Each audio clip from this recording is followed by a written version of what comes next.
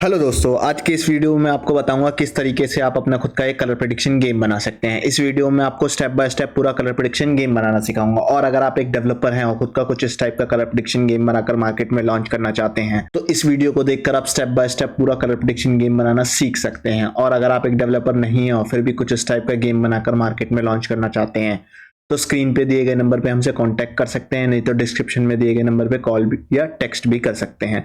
तो चलिए देखते हैं गेम बनने के बाद आपको किस टाइप से शो होगा। गेम बनने के बाद आपको कुछ इस टाइप से शो होगा। हो सकता है मेरी स्क्रीन अभी आपको ब्लर दिख रही हो, क्योंकि यूट्यूब की गाइडलाइंस है कि किसी भी टाइप के कलर प्रेडिक्शन गेम का प्ले या उसकी डेवलपमेंट हम नहीं दिखा सकते। इस वजह से मेरी स्क्रीन अभी आपको ब्लर दिख रही होगी। गेम बनाने के लिए आपको तीन चीज़ों की जरूरत पड़ेगी। सबसे पहला होस्टिंग, दूसरा डोमेन, तीसरा सोर्स कोड। होस्टिंग और डोमेन ऑलरेडी मैंने होस्टिंग जैसे परचेज कर लिया। परचेज करके आपस में दोनों को कनेक्ट कर लिया। कनेक्ट करने के बाद आपको कुछ इस टाइप से डैशबोर्ड देखने को मिलेगा। सोर्स कोड भी मैंने ऑलरेडी डाउनलोड कर रखा है, जो ऑलरेडी अभी इस डोमेन पे लाइव है। मैं इसको रिफ्रेश करके भी आपको दिखा देता हूँ। अब ये लाइव है। सबसे पहले मैं क्या करूंगा, इस गेम को जो डिलीट करूंगा। डिलीट करने के लिए सिंपली सर्च पर टाइप करूंगा मैं फाइल, उसके बाद फाइल मैनेजर पे क्लिक करूंगा, एक्सेस फाइल ऑफ ninja91.in पे क्लिक करूंगा। उसके बाद पब्लिक अंडरस्कोर एचटीएमएल को ओपन करूंगा। यहाँ पे जितने भी फाइल्स एंड फोल्डर्स थी उसको सिलेक्ट करूंगा। सिलेक्ट करने का सिंपली मैं क्या करूंगा, डिलीट कर दूंगा। इट्स फील ओनली हेयर, इसका मतलब क्या है, जितनी भी फाइल्स एंड फोल्डर्स थी यहाँ पे वो मैंने डिलीट कर दी हैं। उसके बाद सिंपली मैं क्या करूंगा, उसको क्लोज कर दूंगा। क्लोज करने के बाद वापस से अपने डैशबोर्ड पे आऊंगा। डैशबोर्ड पे जाने के लिए जो मैंने सर्च पे फाइल टाइप किया उसको रिमूव करूंगा। रिमूव करते ही मेरे को ओवरव्यू का ऑप्शन शो होगा, उस पर क्लिक करते ही मैं अपने डैशबोर्ड पे आ जाऊंगा। डैशबोर्ड पे स्क्रॉल करके जैसे ही नीचे आऊंगा मेरे को एक डेटाबेस का ऑप्शन शो रहा होगा। तो डेटाबेस के ऑप्शन पे मेरे को क्लिक करना है। क्लिक करते ही जो भी मेरा रिलेटेड डेटाबेस है वो जो भी मैंने क्रिएट कर रखा था उससे रिलेटेड जो भी डेटाबेस है वो मैं सिंपली क्या करूंगा, उसको सबसे पहले मैं डिलीट कर दूंगा मेन्यू के बटन पे क्लिक करके। यहाँ पे मेन्यू के बटन पे क्लिक किया, उसके बाद डिलीट का ऑप्शन शो हुआ, डिलीट पे क्लिक किया, कंफर्म डिलीट किया। यहाँ पे क्या हुआ, जो मेरा रिलेटेड डेटाबेस है वो डिलीट हो जाएगा। जैसे मैं हम पे यहाँ मैसेज भी शो हो गया, डिलीटेड डेटाबेस डिलीटेड सक्सेसफुली। अब क्या ना, वापस से मेरे को अपने डैशबोर्ड पे आ जाना है। डैशबोर्ड पे आने के बाद मैं जैसे ही अपने डोमेन को रिफ्रेश करूंगा आप देखेंगे मेरे को यहाँ पे 403 का एरर शो हो रहा है। क्यों? क्योंकि हमने जितने भी इससे रिलेटेड डेटाबेस थी, जैसे भी फाइल्स जो हमने अपलोड कर रखी थी, कोड वगैरह सब जो भी था, वो सारी चीज़ें हमने इसमें क्या कर दी है, डिलीट कर दी है। अब मैं आपको स्टेप बाय स्टेप पूरी डेवलपमेंट दिखाने वाला हूँ। तो वापस से आ जाता हूँ मैं अपने डैशबोर्ड पे। डैशबोर्ड पे सर्च के ऑप्शन में टाइप करूंगा फाइल, उसके बाद फाइल मैनेजर पे क्लिक करूंगा, एक्सेस फाइल ऑफ ninja91.in पे क्लिक करूंगा। उसके बाद पब्लिक अंडरस्कोर एचटीएमएल पे ओपन करूंगा और यहाँ पे अपलोड का ऑप्शन एक मेरे को शो हो रहा होगा, उस पर क्लिक करना है। उसके बाद फाइल सेलेक्ट करना है। फाइल सेलेक्ट करने का जो भी मेरा सोर्स कोड है मेरे को वो सिलेक्ट करना है। वो सिलेक्ट करने के बाद क्या करना है, मेरे को सिंपली यहाँ पे ओपन पे क्लिक कर देना है। तो राइट साइड कॉर्नर में देखेंगे आप, हमारा जो भी सोर्स कोड है वो अपलोड होना स्टार्ट हो जाएगा। सिंपली जैसे ही हमारी जिप फाइल यहाँ पे अपलोड हो जाएगी उसको क्या करना है, हमें सिलेक्ट करना है। सिलेक्ट करने के बाद उस पर राइट क्लिक करना है। राइट क्लिक करने के बाद हमें एक एक्सट्रैक्ट का ऑप्शन शो होगा, उस पर क्लिक करना है। चूज फोल्डर में डॉट टाइप करना है। डॉट टाइप करने के बाद हमें एक्सट्रैक्ट पे क्लिक कर देना है। तो जितने भी इसके अंदर फाइल्स एंड फोल्डर्स थी वो सारी एक्सट्रैक्ट होकर हमें शो होना स्टार्ट हो जाएगी। उसके बाद हमें स्क्रॉल डाउन करके नीचे आना है, जो भी हमारी जिप फाइल थी उसे फाइंड करना है। फाइंड करने के बाद उसको मैं क्या करूँगा, सिंपली डिलीट कर दूंगा। क्यों? क्योंकि अब उसकी हमें कोई नीड है ही नहीं। अब उसके बाद आता हूँ मैं अपने वापस से डैशबोर्ड पे। डैशबोर्ड पे जाने के लिए सिंपली जो मैंने फाइल्स टाइप किया था उसको रिमूव करूंगा। ओवरव्यू पे क्लिक करूंगा। ओवरव्यू पे क्लिक करते ही मैं अपने डैशबोर्ड पे आ जाऊंगा। स्क्रॉल डाउन करके नीचे आऊंगा, डेटाबेस के ऑप्शन मेरे को शो रहा होगा, उस पर क्लिक करूंगा और यहाँ पे अभी रैंडमली कोई भी एक डेटाबेस में क्रिएट कर लूंगा।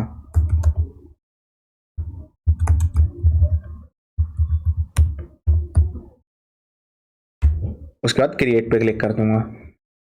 जैसे ही हमारा डेटाबेस क्रिएट हो जाएगा यहाँ पे हमें मैसेज शो हो जाएगा इस टाइप से कुछ। उसके बाद हमें नीचे स्क्रॉल डाउन करके आना है, जो भी मैंने रिलेटेड अभी डेटाबेस क्रिएट किया है उसके जस्ट आगे हमें ऑप्शन शो रहा होगा एंटर पीएचपी माई एडमिन। उस पर क्लिक करते ही हमारा जो पीएचपी माई एडमिन का डैशबोर्ड है वो ओपन हो जाएगा। जो भी हमारी डेटाबेस की टेबल्स हैं वो हमें यहाँ पे इंपोर्ट करनी है। इंपोर्ट करने के लिए सिंपली हमें ऊपर ऑप्शन शो हो रहा होगा इंपोर्ट, उस पर क्लिक करना है। उसमें चूज फाइल का ऑप्शन आएगा, जो भी मेरा रिलेटेड डेटाबेस है उसको सिंपली मेरे को क्या करना है, सिलेक्ट करना है। सिलेक्ट करने के बाद ओपन पे क्लिक करना है। ओपन पे क्लिक करते ही नीचे स्क्रॉल डाउन करके आना है। इंपोर्ट का ऑप्शन मेरे को एक शो रहा होगा, उस पर क्लिक करना है। उस पर क्लिक करने के बाद हमारा जो डेटाबेस की टेबल्स थी वो सारी इंपोर्ट होकर यहाँ पे हमें शो होना स्टार्ट हो जाएंगी। अब आ जाता हूँ मैं अपने डोमेन पे। डोमेन पे जैसे ही मैं इसको रिफ्रेश करूंगा आप देखेंगे यहाँ में अभी भी 500 का एरर शो हो रहा है। क्यों? क्योंकि हमने डेटाबेस की फाइल्स अपलोड कर दी, डेटाबेस भी अपलोड कर दिया, फिर ये 500 का एरर क्यों शो हो रहा है? क्यों? क्योंकि हमने दोनों को आपस में कनेक्ट नहीं किया। कनेक्ट करने के लिए क्या करेंगे, सिंपली पब्लिक अंडरस्कोर एचटीएमएल का फोल्डर ओपन करेंगे। उसके अंदर एक कंट्रोल फोल्डर होगा, कंट्रोल फोल्डर को ओपन करना है, activity.php फाइल ओपन करनी है। यहाँ पे हमें क्या करना है, अपना डेटाबेस कनेक्शन अपडेट करना है। तो डेटाबेस कनेक्शन अपडेट करने के लिए सिंपली अपने यूजर नेम और डेटाबेस का नेम सेम रखा था, तो सिंपली क्या करेंगे, हम इसको कॉपी कर लेंगे डेटाबेस का नेम जो भी है, और यहाँ पे जो डेटाबेस का यूजर नेम है उसको सिंपली क्या करेंगे, अपडेट कर देंगे, और पासवर्ड भी जो आपने सेट किया है वो यहाँ पे अपडेट कर देंगे। अपडेट करने के बाद आप सिंपली क्या करेंगे, इसको सेव करेंगे। सेव करने के बाद इसको कट कर देना है। कट करने के बाद dbaction.php की फाइल ओपन करनी है। यहाँ पे भी आपको डेटाबेस कनेक्शन जो आपने कर रखा है वो आपको अपडेट करना है। यहाँ पे अपडेट करने के बाद सेव करना है। सेव करने के बाद इसको क्या करना है, कट कर देना है। उसका public_html पे क्लिक करना है, उसके अंदर फिर एडमिन फोल्डर ओपन करना है, कंट्रोल फोल्डर ओपन करना है। सेम activity.php फाइल आपको यहाँ भी देखने को मिलेगी। वहाँ पे भी आपको db कनेक्शन क्या करना है, अपडेट करना है। अपडेट करने के बाद सेव, कट, फिर db एक्शन ओपन करना है। यहाँ पे भी आपको डेटाबेस कनेक्शन जो आपने किया है वो आपको अपडेट करना है, सेव करना है, उसके बाद कट कर देना है। उसके बाद मैं अपने डोमेन पे आता हूँ। डोमेन पे आने के बाद जैसे ही मैं इसको रिफ्रेश करूँगा, अब देखेंगे हमारा यहाँ गेम बन के एकदम बिल्कुल रेडी है, एकदम जो हम लॉन्च के लिए कहते हैं ना कि रेडी हो जाना गेम, तो पूरी उस तरीके से हमारा रेडी है। इसके बाद आ जाते हैं हम इसके एडमिन पैनल पे। एडमिन पैनल पे जाने के लिए सिंपली /admin टाइप करेंगे। एडमिन टाइप करते ही हमें एडमिन का कुछ इस टाइप से लॉगिन शो होने लगेगा। बाय डिफॉल्ट हमें एक एडमिन का आईडी पासवर्ड दिया जाता है। मैं उसी से अभी सिंपली क्या करूँगा, लॉगिन कर लूँगा। आईडी इनपुट करी मैंने, उसके बाद पासवर्ड इनपुट किया, लॉगिन पे क्लिक कर दिया। लॉगिन पे क्लिक करने के बाद लॉगिन सक्सेस का कुछ इस टाइप से अलर्ट शो होगा, उस पर ओके पे क्लिक करना है। लॉगिन करते ही हमें कुछ इस टाइप से एडमिन का डैशबोर्ड शो होना स्टार्ट हो जाएगा, जिसमें हमें all members, today new users, wallet balance, today recharge, total withdraw, today withdraw, ये सारी डिटेल्स हमें डैशबोर्ड पे एडमिन देखने को मिलेगी। जिसमें ऑल मेंबर्स में ओवरऑल एप्लीकेशंस पे टोटल मेंबर्स जो हैं उनकी सारी डिटेल्स आपको यहाँ देखने को मिल रही है। टुडे न्यू यूजर्स में जो आज नए यूजर रजिस्टर हुए हैं उनकी डिटेल्स आपको यहाँ पे देखने को मिल रही है। वॉलेट बैलेंस में ओवरऑल एप्लीकेशंस में टोटल यूजर्स के वॉलेट बैलेंस है उनकी डिटेल आपको यहाँ पे देखने को मिल रही है। उसके बाद टुडे रिचार्ज में जो भी यूजर्स ने आज रिचार्ज किया उनकी डिटेल्स आपको यहाँ पे देखने को मिलेगी। उसके बाद फिर आपका टोटल रिचार्ज आता है। टोटल रिचार्ज में ओवरऑल एप्लीकेशंस पे जो टोटल यूजर्स हैं उन्होंने जो टोटल रिचार्ज किया है उनकी सारी डिटेल्स आपको यहाँ पे देखने को मिल जाएगी। उसके बाद आप क्या कहते हैं, टोटल विड्रॉ, ओवरऑल एप्लीकेशन पे जो टोटल विड्रॉ इनिशिएट अप्रूव होगा वो सारी डिटेल्स आपको यहाँ पे शो हो रही होंगी। उसके बाद टुडे विड्रॉ में जो आज विड्रॉ पेंडिंग होगा, इनिशिएट होगा, अप्रूव होगा, उसकी सारी डिटेल्स आपको यहाँ पे देखने को मिल जाएगी।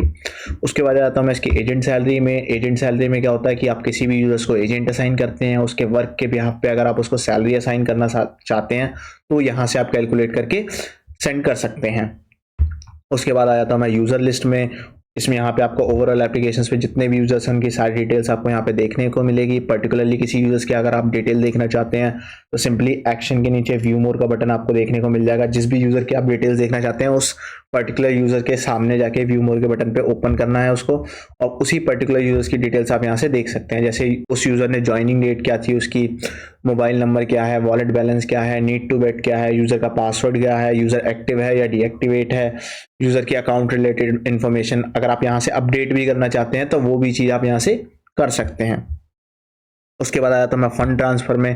फंड ट्रांसफर में यूजर के वॉलेट में अमाउंट अगर आप ऐड करना चाहते हैं तो सिंपली यहाँ से मोबाइल नंबर इनपुट करेंगे। मोबाइल नंबर इनपुट करने के बाद जो भी अमाउंट आपको ट्रांसफर करना है वो अमाउंट इनपुट करेंगे, कंफर्म अमाउंट करेंगे, और जो भी रिमार्क अगर आप जैसे डिपॉजिट करना है तो डिपॉजिट का रिमार्क डालेंगे, रिचार्ज कर रहे हैं तो रिचार्ज का रिमार्क डाल के ट्रांसफर फंड पे क्लिक करते ही कुछ इस टाइप का अलर्ट आपको शो होगा। जैसे आप इसके ओके पे क्लिक करेंगे यूजर के वॉलेट में अमाउंट ऐड हो जाएगा। सिंपली आप चाहते हैं कि मैं डिडक्ट भी करूँ अमाउंट यूजर के वॉलेट से, तो सिंपली यहाँ पे सेम वापस फोन नंबर डालना है आपको। जो भी अमाउंट आपको डिडक्ट करना है वो माइनस में डालना है आपको। जैसे -1000 मेरे को डिडक्ट करना है तो -1000 रिमार्क के डाला मैंने, डिडक्ट किया तो डिडक्ट का रिमार्क डाला, और ट्रांसफर फंड पे जैसे ही मैं क्लिक करूंगा और ओके करते ही यूजर के वॉलेट से अमाउंट डिडक्ट हो जाएगा। उसके बाद आता हूँ मैं ट्रांसफर हिस्ट्री में। यूजर के वॉलेट में अमाउंट जो भी ऐड होगा, विड्रॉ होगा, उसकी सारी डिटेल्स आपके यहाँ पे शो हो रही होंगी। जैसा भी मैंने यूजर के वॉलेट में अमाउंट 1000 रुपीज़ ऐड किया उसके डिटेल्स भी यहाँ पे, माइनस किया उसकी डिटेल्स भी यहाँ पे मेरे को शो हो रही है। उसके बाद आता हूँ मैं इसके विड्रॉ हिस्ट्री में। विड्रॉ हिस्ट्री में जो भी यूजर विड्रॉ रिजेक्ट होगी, जिस भी यूजर की, जो भी यूजर के विड्रॉ अप्रूव होंगे या जिस भी यूजर के विड्रॉ पेंडिंग में है वो सारी डिटेल्स हमें यहाँ पे शो हो रही होंगी। उसके बाद आता हूँ मैं बेट हिस्ट्री में। इस जैसे आपके एप्लीकेशन में जो भी गेम प्ले होगा, जिस भी पीरियड में प्ले होगा, जो भी टाइप होगा गेम का, वो सारी डिटेल्स हमें यहाँ पे शो हो रही होंगी। जो भी यूज़र का बेट अमाउंट होगा, यूज़र विन किया है या लॉस किया है, वो सारी डिटेल्स आप बेट हिस्ट्री में यहाँ पे देख सकते हैं। उसके बाद आ जाता हूँ मैं ऑल रिक्वेस्ट में। ऑल रिक्वेस्ट में 2 ऑप्शन आपको देखने को मिल जाएंगे, विड्रॉ रिक्वेस्ट और डिपॉजिट रिक्वेस्ट। विड्रॉ रिक्वेस्ट में क्या होता है, जब भी यूज़र विड्रॉ इनिशिएट करेगा उसकी रिक्वेस्ट आपको यहाँ पे आएंगी और यहाँ से आप मैनुअली अप्रूव करेंगे और जब जाके यूज़र के अकाउंट में अमाउंट ऐड होगा। उसके बाद जब तक डिपॉजिट रिक्वेस्ट में डिपॉजिट रिक्वेस्ट आप पे आएगी, जब यहाँ से आप अप्रूव करेंगे तब जाके यूज़र के वॉलेट में अमाउंट ऐड होगा। तो सिंपली पेमेंट्स के 2 टाइप्स के मेथड्स होते हैं। हमने जो दे रखा है इसमें मैनुअल मेथड दे रखा है, आप चाहें तो इसमें ऑटोमेटिक मेथड भी इंटीग्रेट करा सकते हैं। ऑटोमेटिक मेथड में क्या होता है कि सारी चीज़ें ऑटोमेटिकली वेरीफाई होती हैं, यूज़र के वॉलेट में अमाउंट ऑटोमेटिकली ऐड और डिडक्ट होता है। उसके बाद आ जाता हूँ मैं इसके कस्टम रिजल्ट में। बाय डिफॉल्ट जो 2 गेम्स हम देते हैं, Bingo lottery and K3 lottery, उसके कस्टम रिजल्ट्स आप यहाँ से दे सकते हैं। इसमें जो बाय डिफॉल्ट सेट होता है वो लीस्ट अमाउंट सेट होता है। आप चाहें तो रैंडम विन कर सकते हैं, आप चाहे तो कस्टम रिजल्ट भी यहाँ से दे सकते हैं। उसके बाद आ जाता हूँ मैं इसके कस्टम स्पिन में। कस्टम स्पिन में भी आप बाय डिफॉल्ट जो इसमें सेट होता है वो लीस्ट अमाउंट विन सेट होता है, बट अगर आप चाहें तो इसमें क्या कहता है कस्टम रिजल्ट भी दे सकते हैं, रैंडम रिजल्ट भी दे सकते हैं हर स्पिन का। आप चाहे तो मैनुअल सिलेक्ट करके मैनुअल रिजल्ट भी दे सकते हैं यहाँ से। उसके बाद आ जाता हूँ मैं इसके सेटिंग्स में। सेटिंग्स में जो बाय डिफॉल्ट आप मैनुअल मेथड देते हैं पेमेंट के लिए, वो सारी पेमेंट मेथड की डिटेल्स आप यहाँ से अपडेट कर सकते हैं। जैसे UPI ID हो गई, USDT ID होगी, USDT QR अपडेट कर सकते हैं। टेलीग्राम सपोर्ट के लिए टेलीग्राम हो गया, टेलीग्राम चैनल हो गया, व्हाट्सएप हो गया, इंस्टाग्राम हो गया, वो सारी चीज़ें आप यहाँ से अपडेट कर सकते हैं।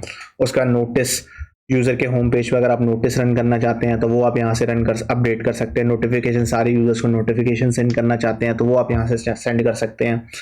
चेंज पासवर्ड में एडमिन पैनल का आप पासवर्ड चेंज करना चाहते हैं तो वो आप यहाँ से अपडेट कर सकते हैं। चेंज डेली विन रेंज, जो यूजर पेज पे विन रेंज आपको शो हो रही है कि फर्स्ट रैंक इतना, second rank, third rank, fourth rank, fifth rank तक आपको जो डिटेल्स वहाँ पे शो हो रही है वो सारी चीज़ें आप यहाँ से अपडेट कर सकते हैं। उसके बाद आता है मैं एक्टिविटी अवार्ड्स। यूजर के बेट अमाउंट पे जो एक्टिविटी अवार्ड्स आप सेट करते हैं, जिसको यूजर बेट अमाउंट प्लेस करके रिवॉर्ड्स अर्न करता है, वो सारी डिटेल आप यहाँ से अपडेट कर सकते हैं। उसके बाद आ जाता हूँ मैं इसके रेफरल इनविटेशन बोनस। 13 टाइप्स के जो हैं इसके रेफरल बोनस है सेट कर रखे हैं यहाँ पे, वो आप यहाँ से अपडेट कर सकते हैं। डिफरेंट रेफर पे डिफरेंट टाइप ऑफ रिवॉर्ड्स हैं जो आप यहाँ से अपडेट कर सकते हैं। उसके बाद आ जाता हूँ मैं लेवल सेटिंग्स में। Change first recharge commission, change bet commission. यहाँ से आप फर्स्ट रिचार्ज कमीशन सेट कर सकते हैं 10 लेवल्स तक। जो यूज़र के रिचार्ज पे रेफरल को कमीशन मिलेगा वो सारी डिटेल्स आप यहाँ 10 लेवल्स तक अपडेट कर सकते हैं। आप चाहें तो बेट पे भी कमीशन दे सकते हैं तो वो भी आप यहाँ से सेट कर सकते हैं कि यूज़र के रिचार्ज पे रेफरल को कितना कमीशन मिलना चाहिए हर बेट पे यूज़र के।